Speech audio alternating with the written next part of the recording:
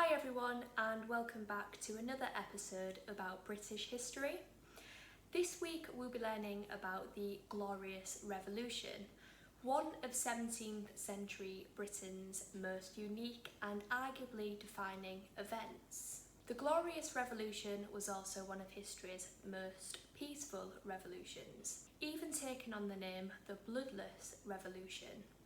After Charles II's death in 1685, James II became the new king, and one of the first things he did, or rather attempted to do, was to repeal the Test Acts.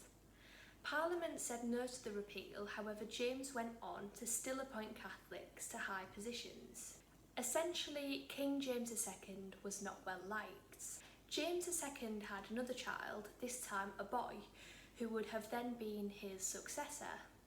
Parliament invited William of Orange, Mary's husband, to invade and take over James II's spot as king.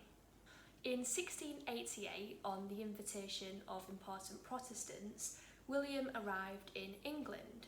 James fled to France and William took over the throne jointly with Mary, becoming William III in England, Wales and Ireland, and William II of Scotland.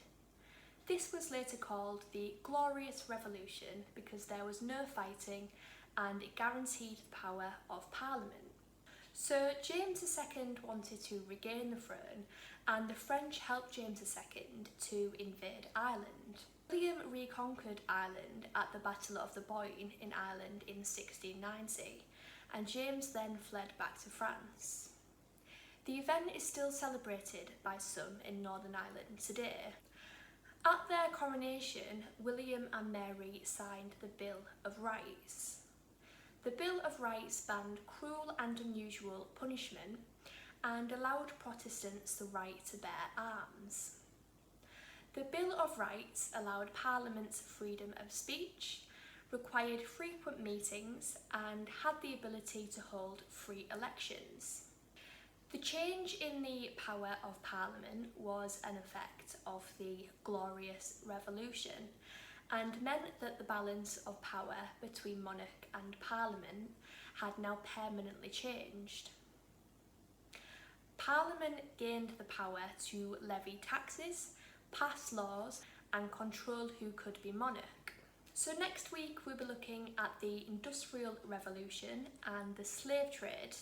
And please let me know if there's any more areas of British history that you'd like me to cover in more depth. I'll see you next Friday for another episode about British history.